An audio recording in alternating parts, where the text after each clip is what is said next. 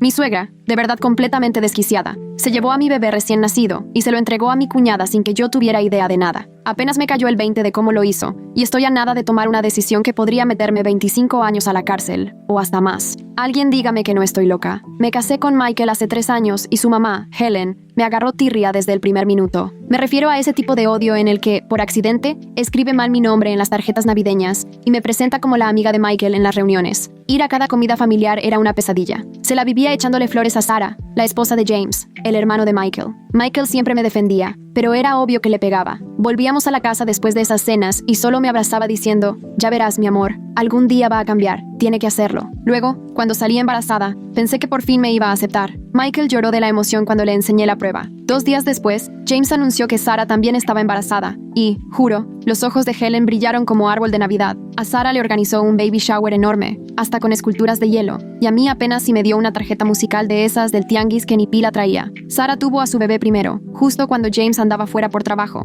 Curiosamente, Helen ni pío dijo. La misma señora que hasta hacía lives cuando iba al súper, ni una foto subió de su primer nieto. Un día antes de mi parto, Helen llegó con un té de hierbas, que según ella me iba a ayudar con los nervios. Lo tomé por compromiso y a las pocas horas me agarró un trabajo de parto espantoso. Desperté de una cesárea de emergencia con Helen pegada a mi lado, fingiendo que estaba preocupadísima. Se ofreció a ayudarme con el bebé porque yo estaba convaleciente. Michael sospechaba, pero yo andaba tan drogada que lo único que quería era descanso. Helen empezó a caer diario con sus tés milagrosos para que me recuperara. Cada vez que los tomaba, me quedaba dormida como tronco. Nuestro hijo Thomas estuvo malito desde el principio. Lloraba todo el tiempo, no comía bien, nada le funcionaba. Helen prácticamente se mudó a la casa, diciendo que tenía que ayudarnos porque nuestro bebé era de necesidades especiales. Ella, luciéndose en redes como la superabuela, mientras yo me echaba todas las desveladas y las visitas al doctor. Y por si fuera poco, no dejaba de hablar de lo perfecto que estaba el bebé de Sarah. Luego, empezó a criticarme y a decirle a toda la familia que yo ya estaba rebasada y que era mala madre. Michael se partía el lomo trabajando hasta 70 horas semanales para sacar la casa adelante, y cada noche llegaban a encontrarme agotada, toda confundida. Thomas llevaba tanto tiempo enfermo.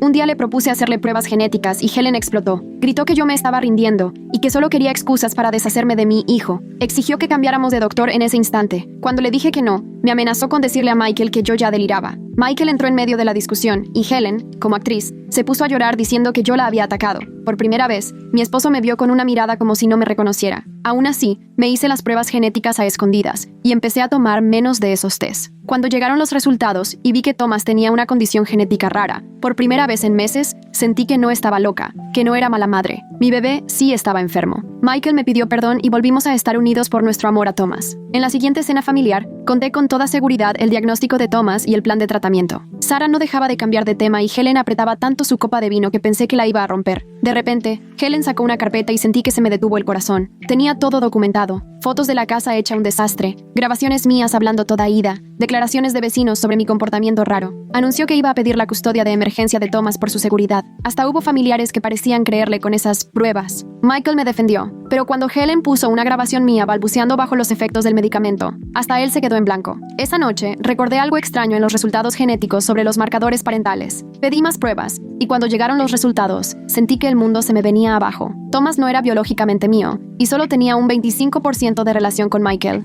No le conté a nadie, ni a Michael. Después de meses de sentirme como loca, ya no confiaba en nadie. Llamé a una reunión familiar de emergencia y exigí que todos estuvieran presentes. Michael, confundido, pero apoyándome. Helen llegó toda altanera, seguro pensando que le iba a suplicar. Con todos de testigos, me paré y solté la bomba de los resultados de ADN. El cuarto se volvió un caos. Michael me miró, luego a su mamá, con cara de horror. Helen se desplomó, llevándose la mano al pecho. En el hospital, creyendo que se iba a morir, confesó todo. El bebé de Sarah nació con la misma condición genética que Thomas. Helen se asustó por la reputación de la familia. Llegó a mi casa y me dio algo que provocó que me adelantara el parto. Luego cambió a los bebés mientras yo estaba inconsciente por el té que me dio. Los tés para curarme eran sedantes para tenerme tan ida que no descubriera la verdad. La familia estaba en shock. Michael y yo fuimos corriendo a casa de James y Sarah para recuperar a nuestro verdadero hijo. Sarah no quiso ni abrir la puerta. Gritaba que no iba a entregar a su bebé. Sarah insistía en que mejor dejáramos las cosas así, que ya se había encariñado con un bebé sano. De inmediato metimos abogados. Nuestros abogados presentaron recursos de emergencia mientras nosotros esperábamos en la sala de juntas, viendo cómo pasaba el tiempo. Michael me apretaba la mano tan fuerte que se le pusieron blancos los nudillos. El abogado principal desplegó papeles sobre la mesa de caoba, explicando temas de jurisdicción y antecedentes de custodia. Yo veía en mi celular las fotos de los 2 bebés, uno que crié durante meses y no era mío, y otro que sí lo era, pero nunca pude abrazar. Michael volvió a llamar a James, pero solo caía al buzón de voz, y ya era la 5ª vez. Regresamos a su casa con el notificador legal siguiéndonos. El coche de Sarah ya no estaba afuera, las cortinas cerradas a cal y canto. Nadie salió cuando el notificador tocó. Una vecina que paseaba a su perro nos dijo que los vio salir con maletas esa mañana. El abogado marcaba cada rato con novedades. Habían solicitado audiencias de emergencia en 3 jurisdicciones porque nadie sabía a dónde se habían ido Sarah y James. Michael no paraba de caminar de un lado a otro de la sala, ya casi se hacía un surco en la alfombra.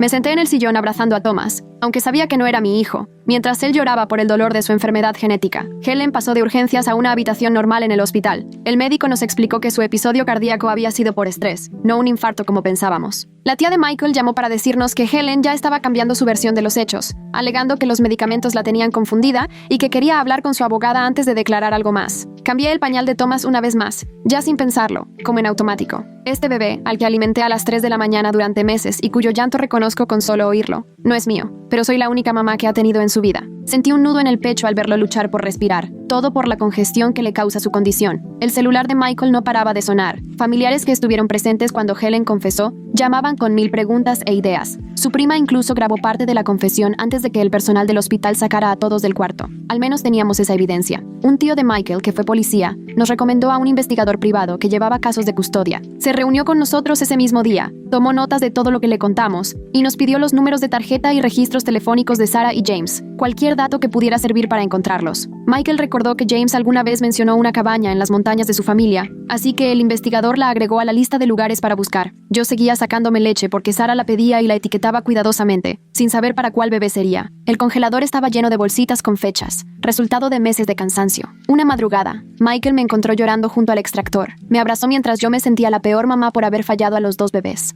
al que crié y estaba enfermo, y al que nunca conocí pero que estaba sano. Al día siguiente recibimos más llamadas de abogados. Lograron que un juez diera una orden de custodia de emergencia, pero solo servía en nuestro estado. Si Sarah se había ido a otro, ya necesitábamos ayuda federal. El FBI no tomaría el caso sin pruebas de secuestro, algo complicado porque Sarah estaba con su hijo biológico, aunque lo haya conseguido con engaños. El abogado de Helen se contactó con el nuestro porque ella quería dar una declaración jurada del intercambio de bebés si le daban inmunidad. Nuestro abogado dijo que ni pensarlo. Si aceptábamos, se caía todo y sería casi imposible recuperar a nuestro hijo pronto. El investigador pronto nos avisó que la tarjeta de James se había usado en una gasolinera a 2 estados de distancia y que iban camino a casa de los papás de James en Florida. Empacamos de inmediato mientras los abogados tramitaban órdenes de emergencia en varios estados por donde podían pasar. Thomas tuvo otra noche difícil. Respiraba tan mal que casi terminó llevándolo al hospital. Michael lo sostuvo en su pecho, en la única posición que parecía aliviarlo. Ver a mi esposo consolando a un bebé que no era suyo de sangre, mientras el nuestro iba en carretera con extraños, me rompía el alma. Al día siguiente fuimos a la fiscalía, nos tomaron declaración y revisaron las pruebas. Aunque teníamos grabada la confesión de Helen, podía salir con que los medicamentos la hicieron confundirse y no sería suficiente. Querían más evidencias, y aunque las pruebas de ADN ayudaban, no bastaban. Solicitamos los archivos del hospital de ambos partos, pero se negaron, según por privacidad y porque había una investigación interna. Nuestro abogado amenazó con demandar y prometieron revisar la solicitud, pero todo iba lento, mientras nuestro hijo se alejaba más cada hora. Al fin el hermano de Michael contestó el teléfono. James se escuchaba agotado, a la defensiva, y decía que Sarah estaba convencida de que queríamos quitarle a su bebé. Él aseguraba que Helen se había confundido, que nunca hubo intercambio. Cuando Michael le gritó sobre la prueba de ADN, James colgó. Me sorprendí buscándole a Thomas rasgos de Sarah, notando que su nariz se parece a la de ella y sus ojos son cafés como los de James, no verdes como los míos ni azules como los de Michael. ¿Cómo no lo vi antes? Entre el cansancio y los medicamentos de Helen, no me di cuenta de detalles que ahora parecían obvios. Me sentía fatal. El investigador los ubicó en un hotel cerca de Jacksonville, pero la policía local no haría nada sin la papelería necesaria, así que los abogados corrieron a tramitarla en los tribunales de Florida. Yo quería lanzarme allá en ese momento, pero el abogado nos dijo que a parecer podía tomarse como acoso y echarnos la mano encima. Helen salió del hospital y fue directo a la oficina de su abogada. Ni siquiera pasó por su casa. La tía de Michael nos contó que Helen andaba diciendo que yo había manipulado las pruebas de ADN porque no podía aceptar tener un hijo enfermo. Algunos familiares que no escucharon su confesión ya dudaban de nosotros. Contratamos otro despacho de abogados en Florida para lo de la jurisdicción y las cuentas no paraban de crecer, pero Michael dijo que vendería todo si hacía falta. En su trabajo le dieron permiso de ausencia por emergencia. No podíamos pensar en nada más que en traer de vuelta a nuestro hijo y decidir qué hacer con Thomas. El DIF se presentó en nuestra casa porque a alguien le preocupaba el cuidado de Thomas. La trabajadora social revisó todo y aunque no encontró nada, dijo que por lo raro del caso tendrían que vigilar la situación. Supe enseguida que Helen estaba detrás de ese reporte. Nuestro abogado en Florida llamó con malas noticias. Sarah ya tenía abogado y había solicitado la adopción formal, diciendo que nosotros habíamos abandonado a nuestro hijo de nacimiento. Como nunca tuvimos su custodia, todo se enredaba. Los jueces en Florida no querían cambiar la situación de un bebé si no veían peligro inmediato. Pasé horas investigando casos similares, y la mayoría tardaba años en resolverse. Algunos padres nunca recuperaban a sus hijos, El sistema legal no está hecho para crímenes hechos con engaños y sin violencia. Helen planeó todo para que no la atraparan, usando nuestra confianza y el cariño de su hijo en nuestra contra. Michael se quebró después de leer de un caso donde los padres biológicos perdieron la custodia porque el juez valoró más el apego que el niño tenía con quienes lo criaron. Se culpaba por no haberme protegido de su mamá. Lo abracé mientras lloraba, los dos exhaustos por todo el sufrimiento, el miedo y la rabia. El fiscal nos llamó para preguntarnos sobre cómo se comportó Helen antes del intercambio. Estaban armando una línea de tiempo. Me vinieron a la mente todos esos comentarios raros, todas las alertas que dejé pasar. Cómo se empeñó en estar cuando nació Sara, pero no cuando fue mi parto. Cómo nos insistió para ir con ciertos doctores y hospitales. Ahora todo cobraba un sentido horrible. Le dimos la medicina a Thomas y vimos cómo luchaba para no vomitarla. Su situación requería un montón de cuidados, fórmula especial, tratamientos respiratorios, visitas constantes al doctor. Sara ni siquiera tenía idea de eso. Nuestro hijo biológico seguro estaba siendo tratado como si nada, como un bebé sano, ignorando sus necesidades reales. De solo pensarlo se me revolvía el estómago. Al día siguiente, algo me dejó helada. Sara publicó en redes sobre su bebé perfecto. Llenó su perfil de fotos con un niño sonriente y saludable. Los comentarios eran puros aplausos y emojis de corazones. Nadie sabía que ella estaba criando a mi hijo biológico, mientras yo me desvelaba por el suyo. Un bebé al que ella misma le dio la espalda en cuanto a su salud. Michael fue quien dio con las publicaciones primero. Le temblaban las manos cuando me enseñó el celular. Ahí estaba nuestro hijo, con ropa carísima, rodeado de juguetes, tranquilo en brazos de Sara. Hasta presumió su apetito increíble y que estaba perfectamente sano, lo que dejaba claro que no tenía idea de la condición genética que traía en la familia. El investigador nos habló para darnos malas noticias. James había sacado una lana considerable de las cuentas que compartían y hasta andaba buscando vuelos a países donde no hay extradición. El tiempo se nos estaba acabando. Nos recomendaron movernos rápido y meter más solicitudes para congelar sus bienes y evitar que los sacaran del país. Thomas se despertó otra vez con problemas para respirar. Su salud empeoraba sin los cuidados adecuados. Ya casi no quedaba fórmula especial, y la única que sabía en dónde conseguirla era Helen. Marqué a todas las farmacias en un radio de 80 kilómetros tratando de ubicarla, mientras Michael sostenía a nuestro bebé enfermo para ayudarlo a respirar. Nuestro abogado en Florida logró que nos dieran una audiencia de emergencia, pero el abogado de Sara no paraba de meter trámites para atrasar todo. Decían que había que hacer más pruebas de paternidad, aunque ya teníamos resultados de ADN que no dejaban lugar a dudas. Cada maniobra para atrasar las cosas le convenía a Sara, porque así seguía quedándose con el niño todos los días. Helen arrancó su propia campaña de mentiras. Empezó a llamar a la familia lejana contando que yo tuve psicosis posparto y que todo esto me lo inventé, diciendo que las pruebas de ADN eran falsas y que desde que nació el niño yo estaba mal. Algunos familiares que la querían de toda la vida comenzaron a dudar de nosotros. El fiscal del caso nos llamó con más frustraciones. La investigación interna del hospital cerró sin encontrar nada fuera de lugar. Varios empleados clave se jubilaron o los movieron de repente, así que ni cómo llamarlos a declarar.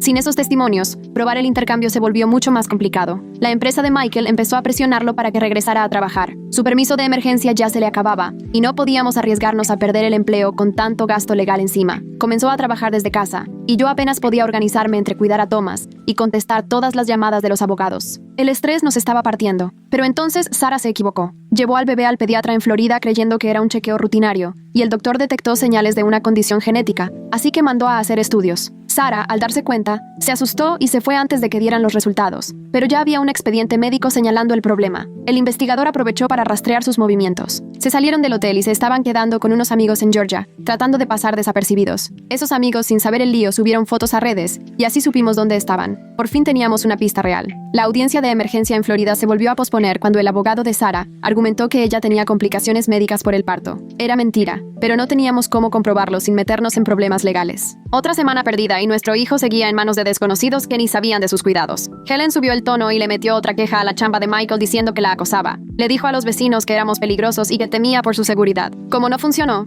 empezó a llamar a mi familia para ponerlos en nuestra contra con historias de que yo estaba mal de la cabeza. El DIF volvió a visitarnos, ahora preocupados por si éramos capaces de cuidar a Thomas con tanta bronca familiar. La trabajadora social tomó nota de todo. El equipo médico, la fórmula, lo agotados que se nos veía. Yo estaba segura de que Helen les estaba dando información. La empresa de ADN nos avisó de algo raro. Alguien intentó acceder a nuestros resultados con una autorización falsa, y como no lo logró, quiso borrar los resultados del sistema. El área de seguridad rastreó todo hasta una dirección IP relacionada con el abogado de Helen. Por fin, nuestro abogado en Florida consiguió fecha definitiva de audiencia, pero el abogado de Sara enseguida metió una moción de emergencia, diciendo que habíamos contratado a alguien para acosarla, y tenía fotos del auto de nuestro investigador cerca de su casa. El juez ordenó que nos detuviéramos con cualquier investigación hasta que fuera la audiencia. El pediatra de Thomas estaba muy preocupado en su revisión. Su condición empeoraba más rápido de lo que esperaban. Necesitaba a un especialista, pero la cita más próxima era dentro de semanas. El doctor escribió una carta enfatizando la urgencia de que recibiera atención médica especializada, prueba clave para nuestro caso.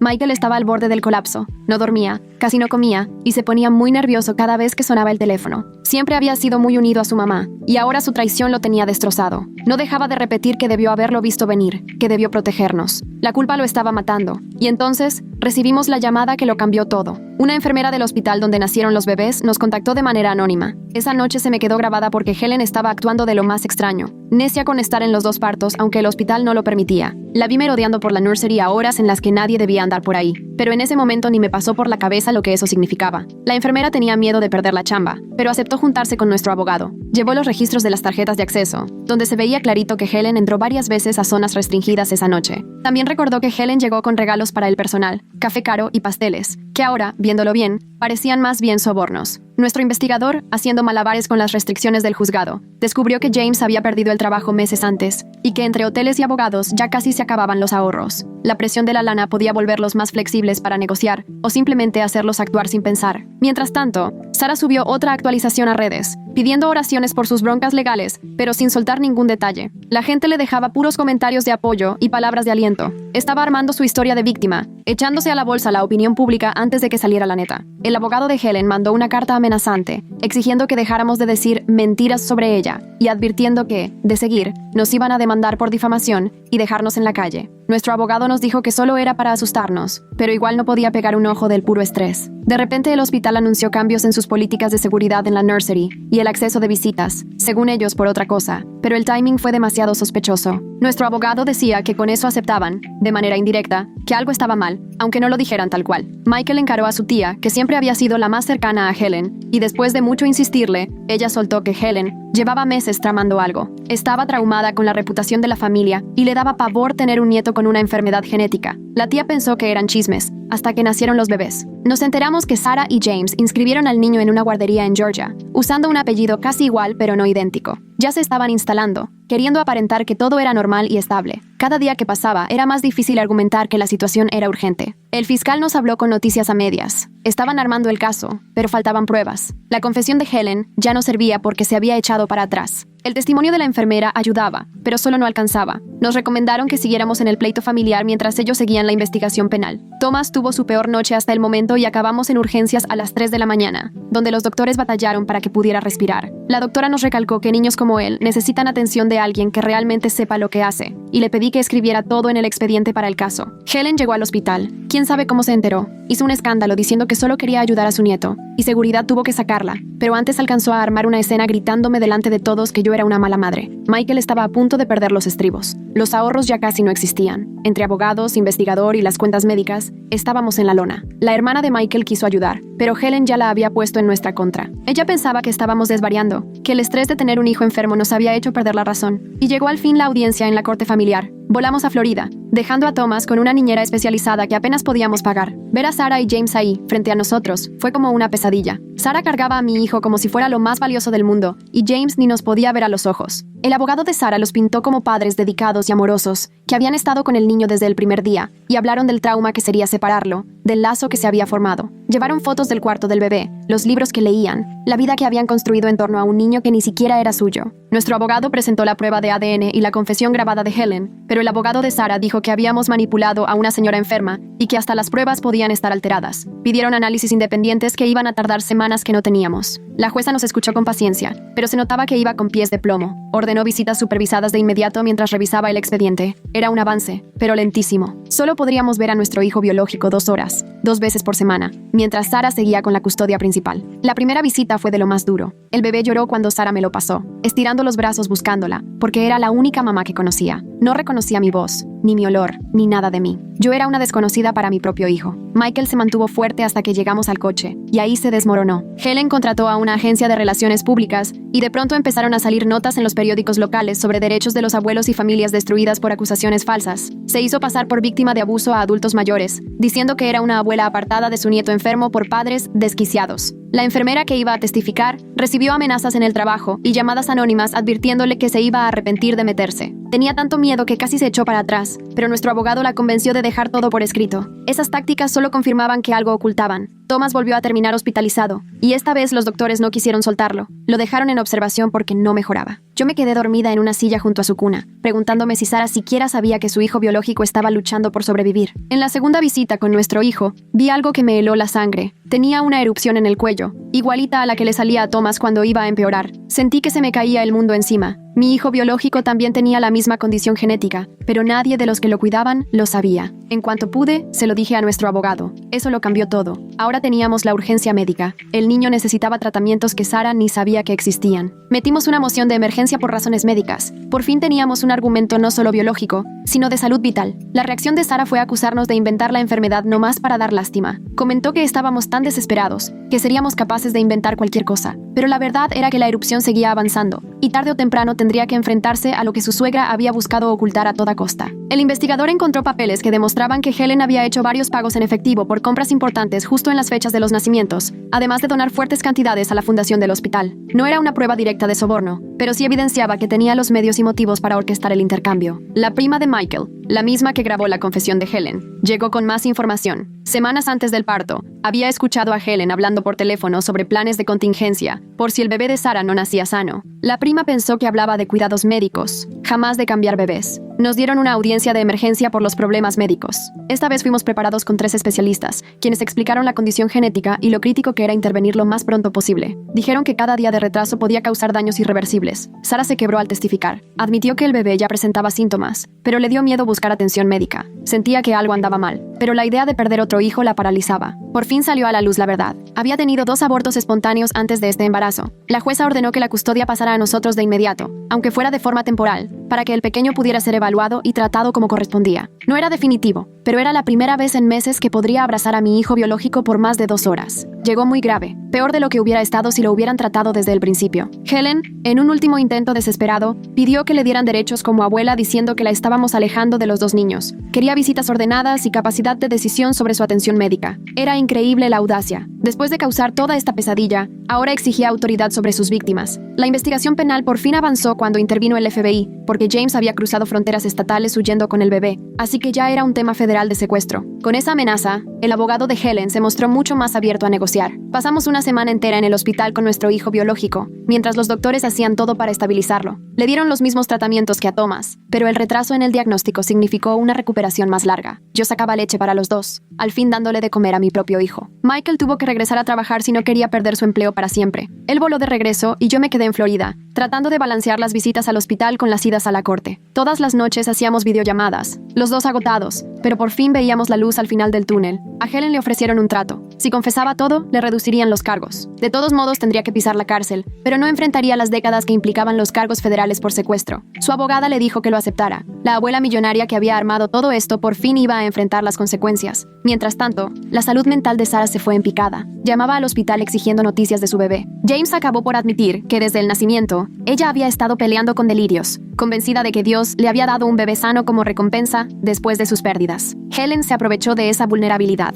Nuestro hijo biológico empezó a mejorar poco a poco con el tratamiento correcto. Ya reconocía mi voz, volteaba a buscarme cuando le hablaba. Esos pequeños avances se sentían gigantes después de tanto tiempo separados. Michael voló de regreso el fin de semana y se le salieron las lágrimas cuando el bebé le apretó el dedo. La jueza de lo familiar dio su veredicto. Nos devolverían la custodia completa, pero con un proceso de transición para no traumatizar a los niños. Sarah tendría visitas supervisadas y tratamiento psicológico obligatorio. La jueza reconoció lo cruel y único del caso. 2 mamás que amaban a bebés que no eran suyos. El acuerdo de Helen se vino abajo porque intentó imponer condiciones. Quería visitas garantizadas y no pagar nada. El fiscal retiró la oferta. Ahora enfrentaría juicio por secuestro, fraude y poner en peligro a menores. Ni su dinero la protegería de los cargos federales. Empezamos a prepararnos para regresar a casa con nuestro hijo biológico. Thomas también saldría del hospital y había decisiones que tomar. Sarah no podía cuidarlo y James ya no daba más. El bebé que yo había criado por meses seguía necesitando atención especializada, algo que pocos entendían. Al final la decisión fue más sencilla de lo que pensábamos. No podíamos abandonar a Thomas, igual que no podíamos abandonar a nuestro hijo. Con el consentimiento de Sarah y el alivio de James, empezamos el trámite para adoptarlo legalmente. 2 bebés enfermos, los 2 necesitaban amor y cuidados médicos. El vuelo de regreso fue de lo más surrealista. 2 portabebés, 2 pañaleras, 2 niños con la misma enfermedad genética pero en etapas distintas. Los demás pasajeros los veían y pensaban que eran gemelos. De alguna manera lo eran, hermanos unidos por la sangre y las mañas retorcidas de una abuela. Al día siguiente, Helen fue arrestada en su casa. En las noticias la mostraron esposada, su peinado perfecto y ropa de marca contrastando con el uniforme naranja que le tocaba. Michael vio el video una vez y lo apagó. Al final, seguía siendo su madre. La casa se sentía diferente con 2 bebés. El cuarto que era para uno se volvió de ambos. Contratamos a una enfermera nocturna para ayudarnos con los horarios de medicamentos. Amistades que se habían alejado por la campaña de desprestigio de Helen comenzaron a regresar, ofreciendo apoyo y disculpas. El juicio penal tardaría meses en arrancar. Los abogados de Helen metían recurso tras recurso, intentando meter trabas y retrasar todo, pero los fiscales federales seguían firmes. Descubrieron más pruebas de soborno y manipulación de testigos. Todo su imperio de mentiras se desmoronaba. Sarah ingresó a una clínica especializada en salud mental posparto. James iba a ver a Thomas cada semana, tratando de construir una relación con su hijo biológico. Nos pidió perdón una y otra vez por haberle creído a Helen. Los hermanos, que antes estaban enfrentados por los planes de su madre, empezaron a sanar. Así fue como armamos nuevas rutinas, ahora con 2 bebés que necesitaban cuidados especiales. Las rutinas de respiración al amanecer, los medicamentos a horas fijas y las idas al doctor se volvieron parte de la vida, aunque al principio parecía imposible organizarnos. Poco a poco, los niños empezaron a salir adelante gracias a los cuidados constantes y a que ya sabíamos bien lo que necesitaban. La adopción de Thomas avanzaba sin trabas, y en uno de esos días en que estaba más lúcida durante su tratamiento, Sarah firmó los papeles de consentimiento porque quería que se quedara con la única mamá que había tenido, la que sí entendía todo lo que implicaba su salud. James estuvo de acuerdo, seguro de que igual podían ser parte de su vida sin cargar con toda la responsabilidad. Nuestro hijo biológico no tardó en alcanzar a los demás niños en su desarrollo, una vez controlada su enfermedad, y aunque los tratamientos empezaron tarde, afortunadamente no le dejaron secuelas. Aprendió a reconocernos, a buscar nuestro abrazo para consolarse. Ese bebé desconocido que lloró cuando lo conocimos se convirtió en nuestro hijo, de verdad. Pronto pusieron fecha para el juicio de Helen. Tendríamos que presentarnos a declarar y revivir todo lo que nos hizo pasar, pero lo haríamos para asegurarnos de que enfrentara las consecuencias y no lastimara a nadie más. Los cargos federales pintaban para una sentencia fuerte. Esa abuela que tanto cuidaba su reputación pasaría sus últimos años con la marca de criminal. A las 6 de la mañana, el fiscal me llamó y solté la taza de café del susto. El abogado de Helen había pedido de emergencia que la declararan mentalmente incapaz para enfrentar el juicio, con el argumento de que el estrés por perder a su familia la había desestabilizado. Le consiguieron una evaluación express y un psiquiatra que apoyó su dicho. La audiencia se programó para esa misma tarde. Yo andaba a las carreras buscando quién cuidara a los bebés mientras Michael movía su agenda en el trabajo. La enfermera de noche que habíamos contratado renunció después de que Helen, no sé cómo, consiguió su número y le llamó varias veces en la madrugada para amenazarla. Conseguir a alguien con experiencia para 2 bebés delicados, de último minuto, parecía misión imposible, pero por suerte Catherine, la prima de Michael, se animó a ayudarnos aunque nunca había hecho los tratamientos respiratorios. Le escribí paso a paso todo lo necesario y Michael le mostró el uso del equipo. Los 2 bebés requerían atención cada 4 horas. Saltarse una podía provocarles una crisis. El show en la audiencia fue tremendo. Helen llegó en silla de ruedas, aunque no le hacía falta, sin gota de maquillaje, la ropa toda mal combinada y el pelo, que siempre llevaba perfecto, ahora sucio y sin forma. Veía al vacío mientras la abogada aseguraba que ni siquiera entendía de qué la acusaban. Pero la fiscal no se dejó engañar. Presentó videos de Helen en el club, jugando tenis y organizando un evento de caridad días antes. El psiquiatra tuvo que admitir que solo la vio media hora. La jueza ordenó una evaluación independiente con un especialista del juzgado. En un receso, Catherine me marcó. Nuestro hijo biológico no quería el biberón y tenía fiebre, pero no sabía qué medicina darle ni cuánta. Yo le expliqué como pude, parada en el baño del juzgado y tratando de no perder la cabeza estando tan lejos. El teatro de Helen siguió hasta la tarde. Murmuraba incoherencias cuando la interrogaban y decía que ya no reconocía a Michael. Pero cuando la fiscal mencionó la cárcel, por un segundo se le notó la mirada vivísima antes de volver a hacerse la perdida, y el juez también se dio cuenta. Volvimos a casa y los 2 bebés no paraban de llorar. Catherine estaba a punto del llanto porque se confundió con los medicamentos y le dio a Thomas la dosis equivocada. Empezó a batallar para respirar y se le pusieron los labios azulados. Michael llamó al 911 mientras yo lo sostenía lo más derecho posible, tratando de ayudarlo a que respirara. Los paramédicos llegaron rapidísimo, aunque esos minutos parecieron una eternidad.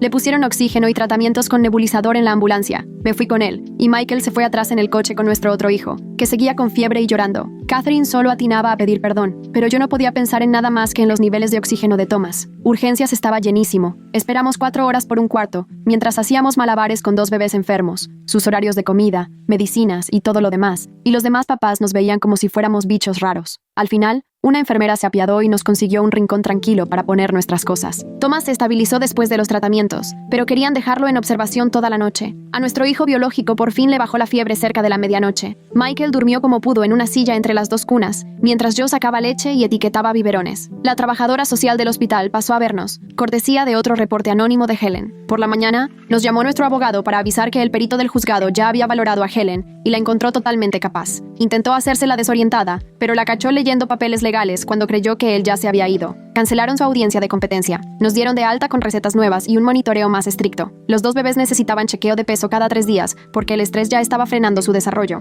Yo llevaba un registro minucioso de cada comida, cada medicamento, cada pañal, no solo como evidencia para el juicio, sino porque era la única forma de no perder el control. El juicio de Helen se aplazó otra vez porque su abogada pidió más tiempo para revisar las pruebas. El fiscal nos advirtió que esto podía alargarse meses. Helen seguía libre bajo fianza, con manos libres para continuar su guerra, mientras nosotros apenas si sobrevivíamos cuidando a 2 bebés enfermos. El trabajo de Michael también empezó a resentirse. Ya se había acabado todos sus permisos y solo podía trabajar a ratos, entre audiencias y visitas al hospital. Su jefe lo mandó llamar. Aunque fueron comprensivos, le dejaron claro que tenía solo un mes para poner en orden sus horarios o le bajarían de puesto. Sarah salió del centro de tratamiento, pero recayó apenas vio unas fotos mías con los niños. James la llevó a la casa sin avisar y exigió ver a Thomas. Ella estaba en un episodio maníaco, hablando rapidísimo sobre el plan de Dios y cómo le habíamos robado a sus hijos. No nos quedó de otra más que llamar a la patrulla. Pedir la orden de restricción implicó más audiencias, más tiempo fuera de casa, más gastos legales que ya no sabíamos cómo pagar. El juez nos dio una orden temporal, pero Sarah tendría derecho a audiencia para defenderse. James se disculpó, pero se puso del lado de su esposa.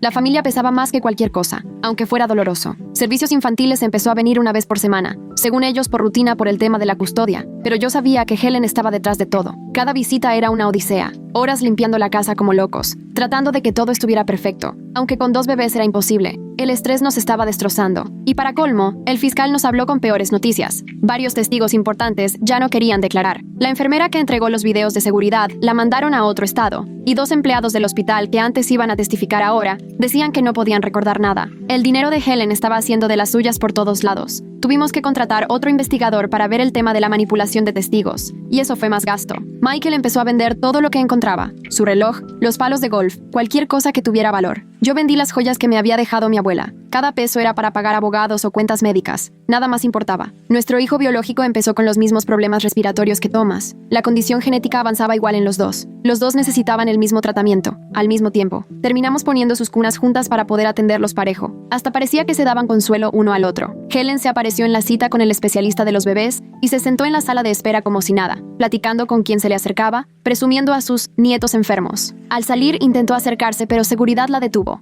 Gritaba sobre sus derechos y todos volteaban a vernos, mientras los bebés lloraban por el susto. Esa misma noche, alguien nos ponchó las llantas. No había cámaras, pero sabíamos perfecto quién había sido. Al día siguiente, dejaron flores marchitas en la puerta y una nota que decía: para los bebés que llamaste. Helen estaba subiendo la apuesta, pero siempre cuidándose de no hacer nada que la metiera en problemas legales. La policía nos dijo que sin pruebas no podían hacer nada. Michael instaló cámaras de seguridad mientras yo veía cómo pedir otra orden de restricción. El abogado nos explicó que necesitábamos amenazas claras y documentadas, no solo acoso. Helen era demasiado lista para dejar algo directo. Siempre usaba intermediarios o mensajes anónimos, cuidando que todo quedara como si nada mientras nos destruía la vida. 6 meses después, por fin arrancó el juicio penal. Para entonces, los 2 bebés ya gateaban y requerían aún más atención. Nos turnábamos para estar en el tribunal y que siempre hubiera alguien en casa. La fiscalía tenía un caso fuerte, pero los abogados de Helen eran mejores. No dejaban pasar nada. Yo tuve que declarar 3 días seguidos. El abogado de Helen le daba vueltas a todo, intentando hacerme ver como alguien inestable y vengativa. Sacó el tema del posparto, la confusión por las pastillas que Helen me dio, todo para meter dudas. Me mantuve tranquila, aunque por dentro quería gritar. La verdad era tan clara, pero la verdad en el juzgado era otra cosa. Después fue Michael. Su mamá estaba ahí, viéndose débil y confundida mientras él hablaba de todo lo que había hecho, pero yo la alcancé a ver sonreír de ladito cada vez que el jurado no la veía. Llevaba meses ensayando cómo hacerse la víctima. La enfermera de los videos de seguridad declaró por videollamada. Estaba muerta de miedo, pero no se echó para atrás. Dijo que sí, que había visto a Helen en zonas restringidas, que las credenciales mostraban accesos raros, pero que no podía asegurar qué hizo Helen ahí. La duda razonable empezó a colarse. En uno de los recesos nos llamó la niñera. Los 2 bebés estaban teniendo una reacción fuertísima al nuevo medicamento. Salimos corriendo y los encontramos llenos de ronchas y sin poder respirar bien. Otra vuelta a urgencias, otra noche de terror. El juicio siguió sin nosotros. El hospital los dejó internados 2 días. Nos perdimos el testimonio clave del experto en ADN. Nuestro abogado dijo que salió bien, pero los de Helen tenían a su propio experto, que puso en duda la cadena de custodia y hasta sugirió que nosotros habíamos manipulado las muestras. Las mentiras ya nos estaban agotando. Regresamos para los alegatos finales. El fiscal presentó todo paso por paso: la confesión en el hospital, los resultados de ADN, los registros de dinero, todos los testimonios. Debía ser suficiente, pero la abogada de Helen se armó un cuento sobre una abuela confundida, a la que solo le importaban sus nietos, y que estaba siendo atacada por padres inestables. El jurado deliberó 4 días. 4 días pegados al celular, organizando tratamientos y medicinas, saltando cada vez que alguien tocaba la puerta, viviendo una agonía horrible esperando justicia que quién sabe si iba a llegar. El veredicto lo dieron en jueves. La declararon culpable de interferencia de custodia, pero no de secuestro. El jurado creyó que sí cambió a los bebés, pero no con intención criminal. La sentencia sería leve. Helen sonrió al escucharla. Hasta perdiendo parecía ganar. La audiencia para la sentencia se fijó 6 semanas después. La fiscal nos dijo que lo más probable era libertad condicional, tal vez arresto domiciliario. Era su primer delito. Era mayor. Era una señora de buena reputación. El sistema no estaba hecho para gente como ella, que dona a la caridad y usa perlas. Tuvimos un veredicto, pero no justicia. Helen apeló de inmediato. Sus abogados alegaron de todo: jurado manipulado, mala conducta de la fiscalía, todo para retrasar las cosas. Quedó libre mientras resolvían la apelación, libre para seguir molestándonos, libre para decir que era inocente, libre mientras nosotros seguíamos atrapados en el infierno que ella misma creó. La adopción de Thomas se finalizó sin hacer ruido. Sara ya estaba mejor y pudo firmar los papeles. Lloró en la ceremonia, pero dijo que le daba paz que Thomas estuviera con su hermano. James la acompañó mientras se despedía. Fue durísimo, pero era lo correcto. Los niños se necesitaban. 2 semanas antes de la sentencia de Helen, los 2 bebés terminaron hospitalizados por neumonía. Sus defensas no dieron para tanto. Fueron 10 días en terapia intensiva pediátrica. Dormíamos en sillas, vigilando niveles de oxígeno, rezando para que siguieran respirando. Helen mandó flores al hospital. La tarjeta decía: rezando por mis nietos. Pero las flores eran lirios de funeral. La enfermera los tiró, pero yo los vi antes. Ni siquiera ante la cárcel pudo resistirse a darnos otra puñalada.